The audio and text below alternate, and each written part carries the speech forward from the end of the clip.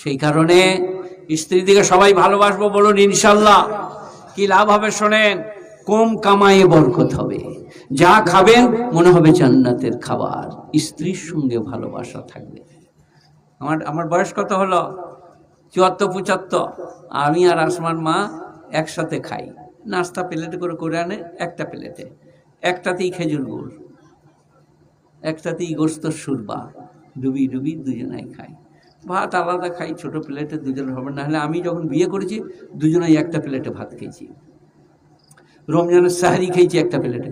এখন দিনের বেলায় সবাই ঘরে আছে, একসাথে এক প্লেটে খাওয়া কেমন লাগছে। রাতের বেলায় খাবেন, সাহারিতে খাবেন, ভাতটা নিয়ে চলে এসো, দিয়ে একসাথে খান, ভালোবাসা বাড়বে, নেক সন্তান জন্মাবে, রুজির বরকত হবে গুণীজনেরা। আল্লাহ আমাদেরকে আমলের তৌফিক দে। আমি তো খানা খেয়ে নিয়েছি।